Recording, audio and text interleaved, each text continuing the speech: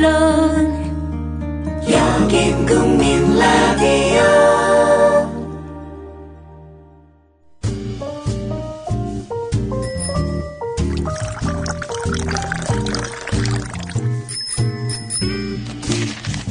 아침 신문 귀로 읽기 김용민 PD의 조간 브리핑. 네, 6월 10일자 주요 조간신문에 난 기사 살펴보겠습니다. 김용민 PD의 조간 브리핑입니다. 안녕하십니까? 네, 안녕하십니까? 예. 오늘이 60 민주항쟁 27주년입니다. 예, 그렇습니다. 네, 민주주의는 그때보다 더 후퇴한 것 같고요. 그렇습니다. 예. 6월 항쟁 20주년 되던 해가 2007년 당시에 KBS가 특집 프로그램을 하나 만들었는데 50 당시 KBS의 프로그램들을 그 시대를 살고 있던 대학생들에게 보여줬습니다. 대통령이 남국의 화사한 햇볕을 몰고 귀국하고 있다. 대통령이 가는 곳마다 단비가 내린다. 뭐 이런 그야말로 전두환을 띄워주는 그런 당시의 그 뉴스 화면을 보여주니까 당시에 그 대학생들이 배를 잡고 웃는 그런 모습이 이렇게 방송이 됐었습니다. 우리의 새 대통령으로 전두환 장군이 당선됐었습니다. 바로 이런 우리나라의 전두환 대통령을 내려주신 하늘에 다시 한번 감사를 드리는 것입니다. 또 우리는 어느 신장로 위에서 우리가 타고 가는 버스를 염려하는 대통령을 뒷날 뉴스에서 봤다. 뒷얘기지만 그때까지 엄하고 딱딱한 군인 출신으로만 알고 있었던 전두환 대통령이 뜻밖에도 유머가 넘치고 자상한 면이 많은 것을 그때서야 알아야 했다고. 가는 곳마다 부린 전두환 대통령의 거짓없는 웃음과 성품, 그가 피곤해할 것이다라고 생각하는 우리의 생각이 터무니없음을 말해주는 듯 전혀 예측할 수 없는 건강한 모습으로 비춰옵니다. 만면에 미소를 띤 얼굴, 시종일관 밝은 미소와 끊임없는 위트, 환한 미소, 밝은 미소를 지으면서 연도에. 그래서 오늘 저처럼 우리들은 온 가슴을 열어 그의 위대한 여정을 소중히 받아들이기 위해 거리에 나온 것이다. 그 시절을 경험하지 못했던 2007년 6월을 살고 있는 젊은이들의 눈에 이 영상들은 과연 어떻게 비춰질까? 때론 어이가 없고 신격화돼서 비를 막 뿌리기도 하고, 그리고 날씨가 개기게 하기도 하고, 이런 식으로 표현하는 것들이 언론이 이렇게 했다는 게 되게 충격적인 것 같아요. 이게 재밌자고 보는 건지, 그때 사람들이 이걸 재밌게 본 건지, 지금 우리가 느끼는 건 저 사람들이 왜 저러나 미쳤나 말은 생각이 들기도 하고 그랬었는데, 재밌기도 하고 씁쓸하기도 하고. 저 시대가 과연 민주주의 시대인가 아니면 전두환 왕국인가, 그럼 어째 그 시절로 돌아가는 것 같아서 씁쓸하기 이를 데 없는데요. 예, 20주년으로부터 7년이 지난 오늘은 6월 항쟁 27주년 기념일입니다. 검찰이 국가기밀을 누설했다면서도 정문원 새누리당 의원은 약식 기소에 그치고 유력한 여당 당권주자인 김무성 의원과 친박 핵심인 권영세 주중대사에게는 무혐의 처분을 내렸습니다. 오늘 모든 신문이 이 뉴스를 매우 중점적으로 다루고 있습니다. 예. 조중동 빼고 말이죠. 2012년 대선 당시에 큰 쟁점이었고, 관련자가 대화록 내용, 입수 경위에 대해서 거짓말을 한 혐의가 드러났음에도 불구하고 검찰은 면죄부를 줬습니다. 일단 정문원 의원, 이 양반만 유일하게 약식 기소되지 않았습니까? 예. 하지만 정문원 의원도 많이 봐준 것 같습니다. 검찰은 정문원 의원을 형법의 공무상 비밀 누설 혐의가 아닌 공공기록물 관리법의 비밀 누설 금지 조항 위반 혐의로 기소해서 논란을 키우고 있습니다. 이명박 정부 때 청와대 통일비서관을 지냈는데 당시 직무상 취득한 비밀을 대선을 앞두고 누설했다면 이것은 형법 위반이 될 수 있는데, 형법의 공무상 비밀 누설죄에는 벌금형이 없기 때문에 약식 기소가 불가능합니다. 이 때문에 검찰이 의원직 상실 가능성에 염두를 두고 벌금형 구형이 가능한 공공기록물 관리법 위반 혐의를 적용한 것 아니냐, 이런 분석이 나오고 있습니다. 예. 공무상 비밀 누설죄로 한다면은 의원직을 잃을 수 있기 때문에 다른 법을 통해서 처벌하도록 하게 한 것이다. 이런 얘기입니다. 예. 재보선하면 되는 거 아닙니까? 글쎄 말입니다. 별 걱정을 다 합니다. 예. 검찰이. 이러니 정치검찰이라는 얘기가 나오는 겁니다. 현역 의원은 선거법과 정치자금법 이외의 범죄로 금고 이상의 형을 받게 되면은 의원직을 잃게 됩니다. 자, 사실 대화록 공개, 유사 사례에 견주어봐도 이번 검찰의 처분은 형평성을 잃었다는 지적이 비등합니다. 검찰은 2007년 11월 한미 FTA 협상, 분야별 대응 방향 등 이런 대외비 문서를 외부에 유출한 혐의로 최재천 당시 민주당 의원의 비서관 정모 씨를 불구속 기소했고요. 예. 대법원에서 징역 9월형이 확정이 됐습니다. 당시 검찰은 구속영장까지 청구를 했는데 법원이 기각했습니다. 자, 그때는 구속영장 이야기했으면서 이번에는 구속영장은 그냥 무혐의 또는 약식 기소 이렇게 나왔단 말이죠. 형평성이 전혀 맞지 않는다는 겁니다. 핵심은 이겁니다. 검찰은 대화록 원본과 토시까지 같은 내용이 적힌 쪽지를 읽은 김무성 의원, 이 김무성 의원에 대해서는 대화록 원본을 보지 않았다 이렇게 판단을 했습니다. 토시까지 똑같이 읽었는데 대화록 원본을 안 봤다. 이걸 어떻게 검찰이 입증했다는 것일까요? 그냥 김무성 의원의 일방적인 주장을 그대로 받아들인 겁니다. 김무성 의원은 내가 원본을 본 게 아니라 찌라시를 본 정도다. 이렇게 이야기했다는 겁니다. 우연찮게도 찌라시가 그 원본하고 똑같아서 그런 거지. 내가 원본 안 봤다. 믿어달라. 이거 믿어준 겁니다. 검찰이. 자, 그런데 진짜 어떻게 찌라시가 원문하고 똑같을까요? 그럼 찌라시로 누군가가 유출했다는 얘기 아닌가요? 여기까지 수사가 미쳤느냐? 그건 또 아닙니다. 자, 오늘 관련해서 신문 사설을 한번 보겠습니다. 우선 한겨레입니다. 대화록 논란은 애초부터 배경과 의도가 뚜렷한 사건이었다. 새누리당은 2012년 대선 당시 노무현 전 대통령이 NLL을 포기했다라고 주장을 했다. 선거용 공세라고 볼 수밖에 없다. 국정원의 대선 개입 댓글 사건으로 온 나라가 떠들썩했던 지난해 6월에는 새누리당과 국정원이 갑자기 정상회담 대화록 발표본을 내세워서 노무현 전 대통령이 NLL을 사실상 포기했다라면서 다시 논란을 제기했다. 국면 전환 시도라는 의심은 당연했다. 억지 정치 공세라는 점은 여당 스스로도 인정한 터다. NLL 공세를 이끌었던 윤상현 새누리당 의원은 지난달에 노무현 전 대통령은 포기라는 말을 한 번도 하지 않았다라면서 뒤늦게 시인했다. 그런데도 당시 새누리당은 영토 포기 발언이 있었다고 집요하게 공격했고 국정원은 성명까지 발표하는 일탈을 저질렀다. 이게 왜 일탈이냐? 국정원이 정치에 개입했기 때문이죠. 예. 자, 이들의 발표본이 원본을 왜곡했다는 의혹도 있었다.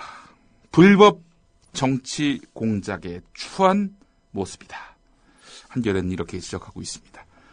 처벌 불가의 이유도 하나같이 헛웃음을 자아낸다. 검찰은 정문헌 의원과 달리 김무성 의원 등은 관련 업무의 담당자가 아니므로 비밀 누설의 주체가 아니라고 주장했다.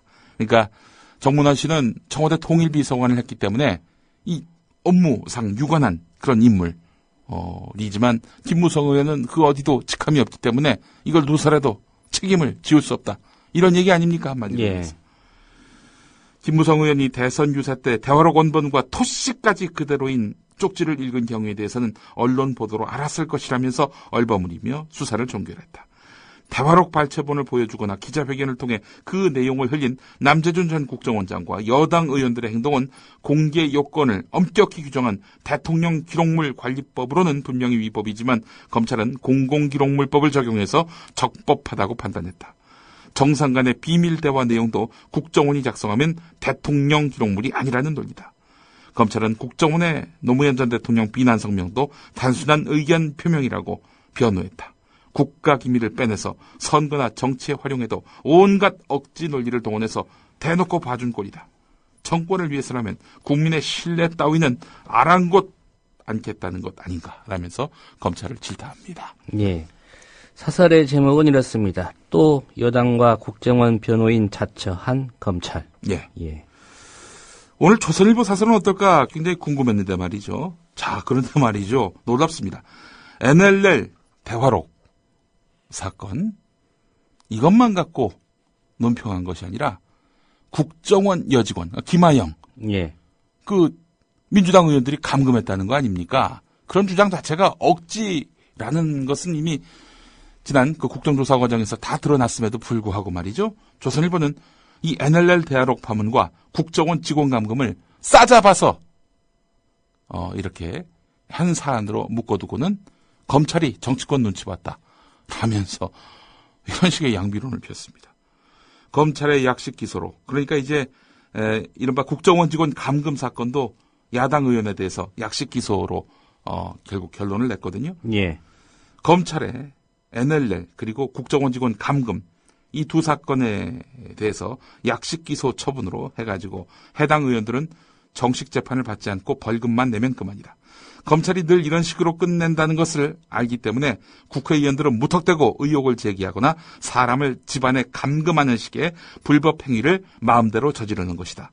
정상적인 나라의 국회의원이라면 정상회담 비공개 회의록을 공개한다든지 정보기관 직원 집 앞에서 농성하는 일은 도저히 할 수 없을 것이다. 이렇게 사설을 이어가고 있습니다. 예. 뭐 조선일보의 입장 그러면 여당 의원들도 정식 기소하고 예. 또 국정원 여직원을 감금했다고 주장하는 네. 검찰이 또 그렇게 받아들이지 않았습니까? 예, 그렇죠. 야당 의원들도 정식 기소하라 뭐 이런 얘기인가요? 이걸 싸잡은 게 사실은 조선일보 논지의 핵심인 것 같습니다. 예. 뭐 기소하라 마라 이런 의미는 아닌 것 같고요. 어쨌든 NLL 대화록 파문이나 국정원 직원 감금이나 다 똑같은 나쁜 사건이다. 뭐 이런 식으로 얘기해서 여야 정치권을 질타하고 있는데요. 하여간 이 조선일보 이런 식으로 해서 정치 혐오증을 키워가지고 결국에는 양비론으로 이어가고 있는데 양비론의 최대 수혜자가 누굽니까? 바로 집권 세력입니다. 기득권 세력입니다. 한마디로 여당입니다.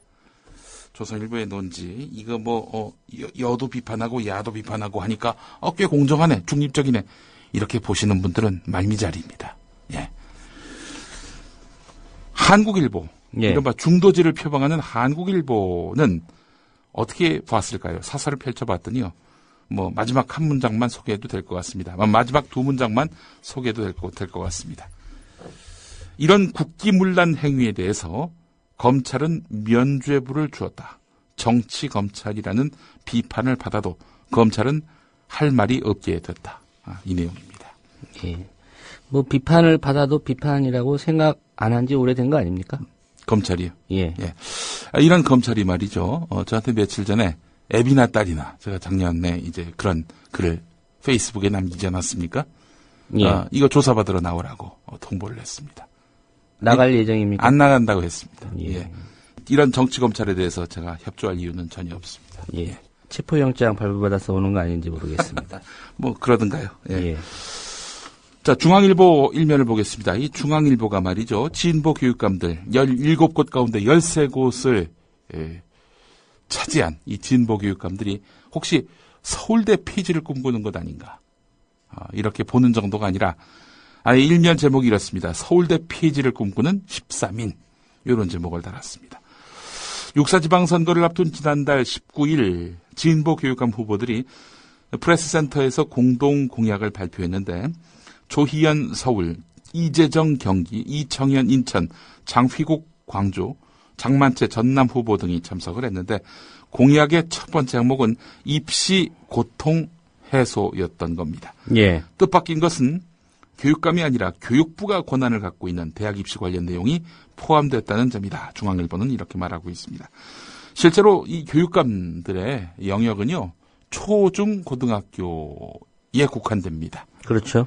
대학부터는 중앙정부 예. 교육부가 관할을 하게 돼 있죠. 자, 그런데 입시 고통 해소 이걸 공약으로 내세웠단 말이죠. 후보들은 세월호 참사에 우리 교육에 책임이 적지 않다.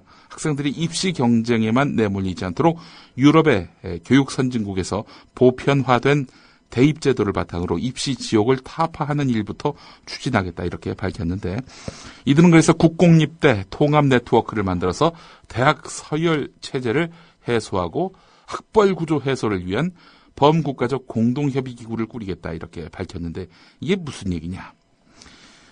이 국립대가 많습니다. 우리나라에. 대표적으로 서울대가 있고요. 강원대가 있고요. 경북대가 있고 부산대가 있고 예.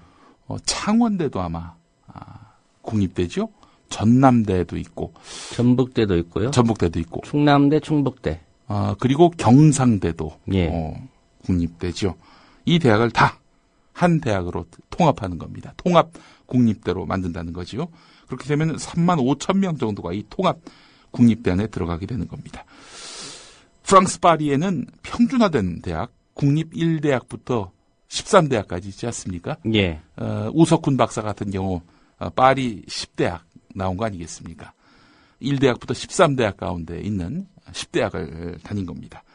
자, 이런 식으로 해서 대학 평준화를 우선 국립대 차원에서 추진을 하겠다 이렇게 얘기하고 있습니다. 자, 그런데 이 교육감의 그 관할 구역이 아닌데 이걸 추진한다. 이게 쉬운 일은 아닐 텐데 말이죠. 자, 그래서 사실은 지금 보수 교육계가 긴장하는 건 뭐냐면은 지금 진보 교육감들이 수적 우위를 앞세워서 국립대를 통합할 그런 여지는 없지만 그러나 야권과 시너지 효과를 내면서 차기 대선의 아젠다로 키울 공산이 있다.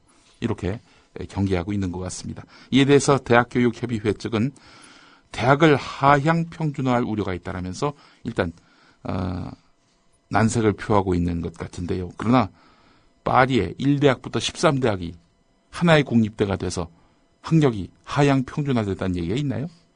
그 얘기는 또 처음 들어봅니다.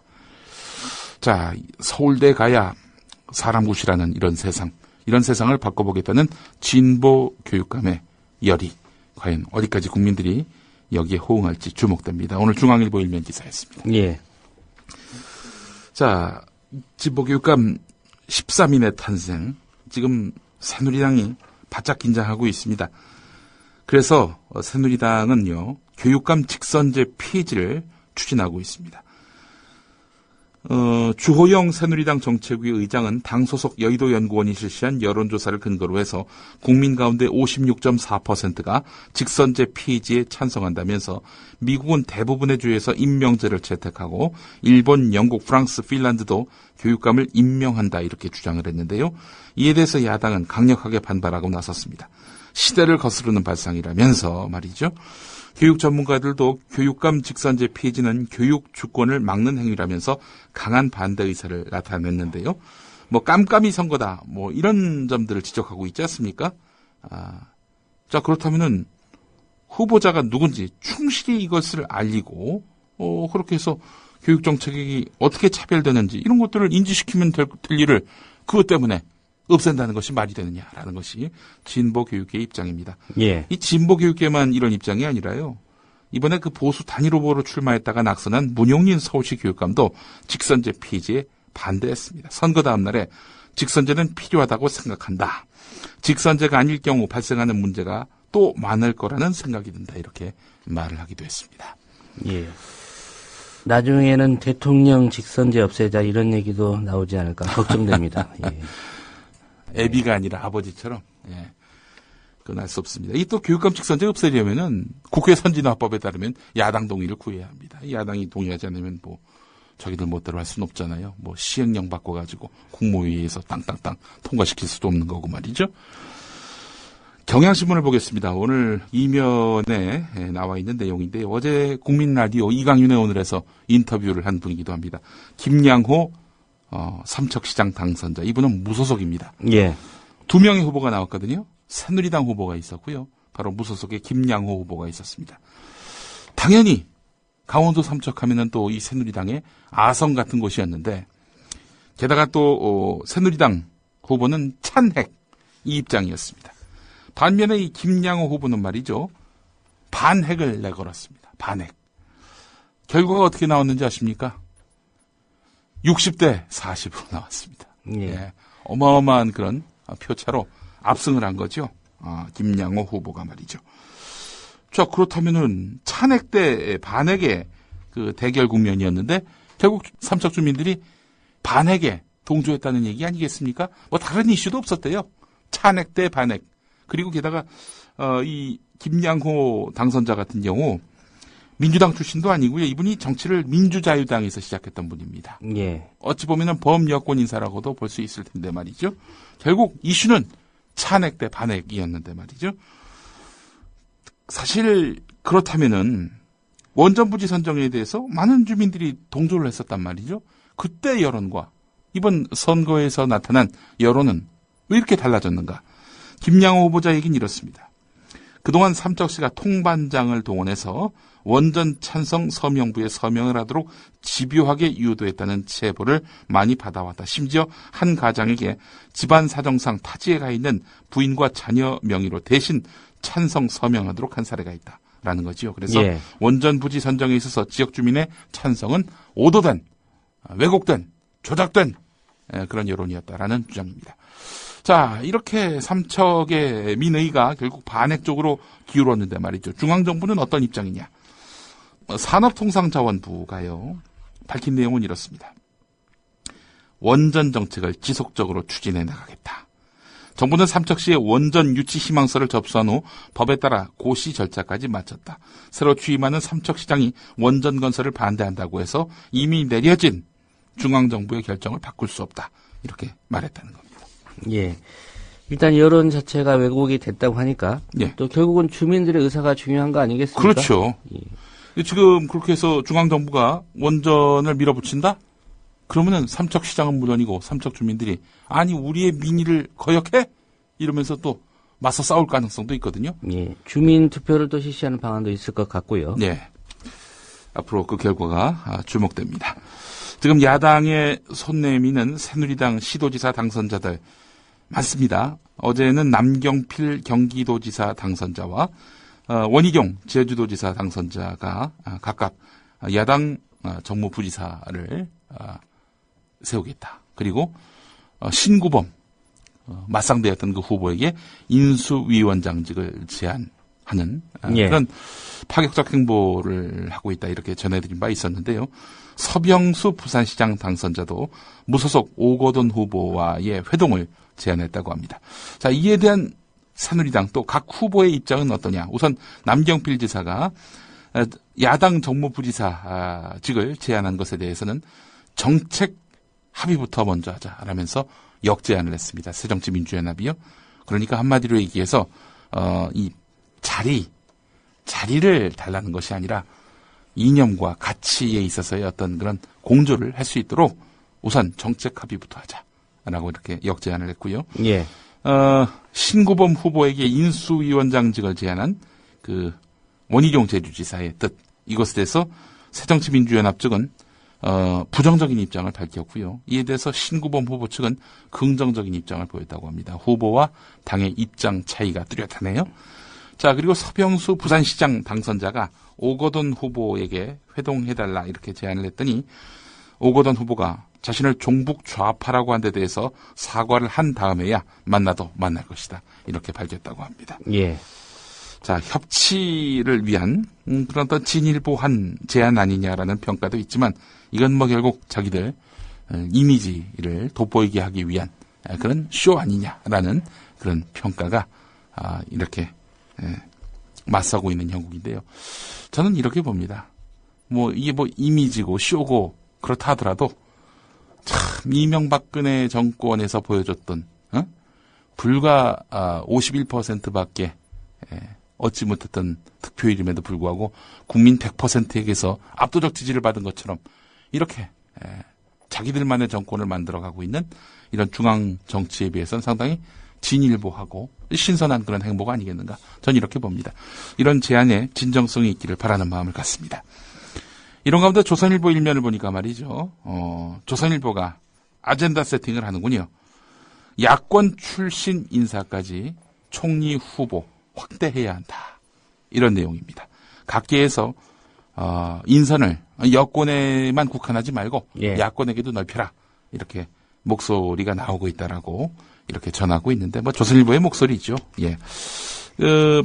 실제로 청와대가 지금 김대중 노무현 정부에서 핵심 요직에 기용됐던 야권 인사들까지 폭을 넓혀서 국무총리 후보자들을 이렇게 막판에 검토한 것으로 알려졌는데 어제 소개해드린 김병준 국민대 교수 말고도 강철규 전 공정거래위원장 이분의 이름도 지금 거론되고 있네요. 예. 전현직 야당 출신 광역단체장들도 총리 후보 검증 대상에 포함시킨 것으로 알려졌는데 하지만 이런저런 이유로 이 사람들이 총리 후보자로 지명될 가능성은 크지 않은 것으로 전해졌다고 조선일보가 이렇게 일면에서 전하고 있습니다. 한국일보가 창간 60년을 맞아서 2014 한국 포럼을 가졌습니다. 사내 행사하고 그래서 일면 톱으로 다뤘는데 정의화 국회의장이 밝힌 내용이 주목되네요. 지역 갈등 해소를 위해서 석패율 제도를 도입하자. 뭐 이런 내용입니다. 석패율 제도. 이거는 지역구에서 아깝게 패배한 후보를 광역단체 단위의 정당 득표율에 따라서 비례대표로 구제하는 제도인데요. 예. 이런 거 하지 말고 저거 어떨까요? 이 소선거구제를 중선거구제, 중대선거구제로. 한 선거구에서 2명 이상의 당선자가 나오게 하자 그 얘기죠? 그렇죠. 예. 이를테면은 지역구 국회의원 1, 2위가 이렇게 말하자면은 국회로 갈 수 있도록. 그러니까 서울 노원갑에서 이노근 새누리당 후보와 김용민 민주당 후보가 이렇게 국회를 가는 뭐 이런 구조가 되겠습니다. 예. 노원 갑하고 을하고 합쳐야 되겠죠. 농담입니다. 농담. 예. 민정당 시절에 그렇게 가지 그랬죠. 않았습니까? 그래서 예. 이제 한 지역구에서 민정당 후보가 2명이 나오고 뭐 그랬었어요. 예. 예. 성동구 전체가 하나의 선거구가 돼가지고 그래서 1, 2위 후보가 다 민정당일 경우에는 둘 다 이제 국회로 가는 뭐 그런 구조였죠. 예. 예. 자, 다음 기사 보겠습니다. 730 재보선. 이게 바로 안철수의 명운을 쥔 시험대가 될 것이다라는 경향신문 오면 기사가 눈길을 끕니다. 자, 이번 공천. 앞선 그 6사 지방선거 공천을 개혁공천이라고 이름 붙였던 김한길, 안철수 공동대표 아니겠습니까? 그렇게 생각하는 사람은 김한길, 안철수 두 사람밖에 없는 것 같습니다. 이번에도 2차 개혁공천이라는 명분을 싣고 있는 모양인데요. 자, 그런데 이번에도 공천을 잘못한다면은 6사 때처럼 한다면 그야말로 안철수는 끝장이다. 이런 시각들을 오늘 경향신문이 전하고 있습니다. 이런 가운데 조선일보 6면을 보니까 야권 잠룡 삼국지 박원순에도 밀려난 안철수 이런 제목의 기사가 있습니다. 지금 야당 대선 주자 지지율이 급변하고 있는데 3위였던 박원순 후보가 어제 한국일보 조사에서는 1위로 급부상했죠. 리얼미터 조사를 보게 되면은 아직은 이 박원순 후보가 2위에 그쳐 있습니다. 1위는 문재인 후보입니다. 안철수 후보는 이번에 3위로 추락했습니다. 예. 한때 1위를 계속 기록하다가 지방선거 이후에는 3위로 추락을 했단 말이죠. 부동의 1위, 대선 후 줄곧 부동의 1위를 기록했던 안철수 당대표. 민주당과의 합당을 전후로 해서 지지세가 흔들렸고 이번 6.4 지방선거가 끝난 이후 뭐 크게 패한 것도 아님에도 불구하고 3위로 추락하고 말았습니다. 자, 근데 조선일보의 소제목 중에 이게 눈길을 끄는군요. 풍성한 주자들 때문에 야권은 흐뭇하다. 이런 얘기입니다. 이 무슨 말인지 아시겠죠? 현재 그 여권의 경우에는 현재 그 정몽준 전 의원 외에는 뚜렷한 차기 주자가 보이지 않는다는 겁니다. 서울신문, 이 대통령 자문기구인 통일고문회의에 위원 절반이 공석인 상태가 5개월째 지속되고 있는데 정부의 대통령 직속 통일준비위원회 구성이 늦어지면은 통일 관련 기존 위원회들이 제 역할을 찾지 못하고 사실상 올스톱되면서 이른바 통일 대박론이 갈 길을 못 찾고 표류하게 된다라는 그런 내용 오늘 서울신문 6면에 있고요. 오늘 국민일보 25면을 보니까 말이죠. 종교면인데 이번 브라질 월드컵 3일 남지 않았습니까? 네. 대표팀 선수 23명 가운데 12명이 기독교인이다. 믿음의 용사들, 하나님께 승리의 영광을 돌릴 기도 세레머니 다시 한번. 이런 제목입니다. 스포츠하고 종교를 엮는 거.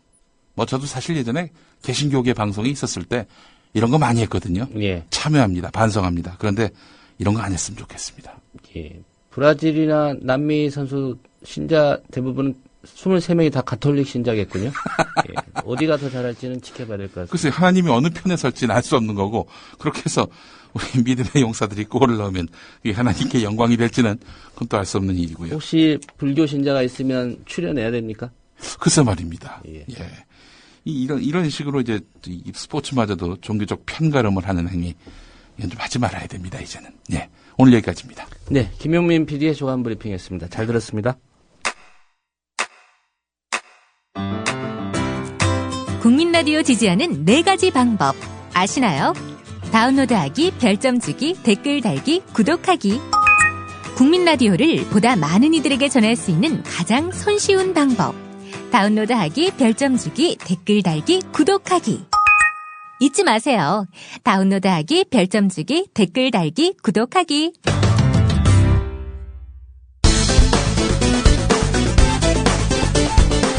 대선 닷새전인 지난해 12월 14일 새누리당의 부산 서면 유세. 지원 유세에 나선 김무성 당시 총괄선대본부장이 2007년 남북 정상회담 당시 노무현 전 대통령의 발언이라며 준비한 쪽지를 3분간 읽었습니다. NLL 문제는 국제법적인 근거도 없고 논리적 근거도 분명치 않습니다. 남측에서는 이것을 영토로 주장하는 사람도 있습니다. 김 의원은 비공개 최고 중진연석회의에서 지난 대선 때 NLL 대화록을 다 입수해서 읽어봤다고 발언한 것으로 전해졌습니다. 다시 대선 당시 부산 유세 현장으로 가본다. 나는 북측의 대변인 또는 변호인 노릇을 했고 NLL 문제는 국제법적인 근거도 없고 논리적 근거도 분명치 않습니다. 기가 막힌 내용을 대한민국의 대통령 노무현이가 북한의 김정일에게 가서 한 말입니다. 2012년 12월에 읽은 남북 정상회담 대화록. 이것은 당시만 해도 비밀 문서인데 이걸 입수해서 공개하는 행위 자체가 불법. 국가정보원은 2013년 6월에 대화록을 공개하는데 놀라운 사실. 국정원이 공개한 대화록 전문과 비교하면 상당히 유사하다는 점을 알 수 있습니다. 민주당은 이를 근거로 김 의원이 연설 전에 국정원의 대화록 전문이나 발췌본을 봤을 것이라고 주장하고 있습니다. 이에 대해 김 의원은 발언하셨다는 내용이 최근에 국정원 발췌록하고 굉장히 유사하다. 그거는 나는 모르는데. 저희가 확인해보니까 거의 똑같더라고요. 그거는 왜 그랬는지 모르겠어요. 하여튼 그 중요한 거는 서면 유세에서는 그 남북 정상회담 당시 이야기를 되게 울분에 차서 하시잖아요. 근데 그 내용이 사실은 최근에 그 공개된 국정원 발췌록하고 굉장히 흡사하다는 거죠. 뭐 흡사할 수도 있죠. 예. 그러면 국정원 발췌록을 보셨다는 말씀이신가요? 아니, 발췌록 왜 자꾸 그렇게 유도질문을 하나. 과연 김무성 의원이 어떻게 알고 저 말을 했을까라는 것이죠. JTBC에 출연한 신경민 새정치민주연합 최고위원. 그 발언을 지난번에 공개된 103페이지짜리 전문하고 대조를 해보면은 토시까지 다 맞습니다. 물론 김무성 의원이 그 이후에는 자기 발언이 법률적 정치적 문제가 있다는 판단을 하고 지금 입을 다물고 있기 때문에 경위를 저희들이 알기는 어렵습니다만은.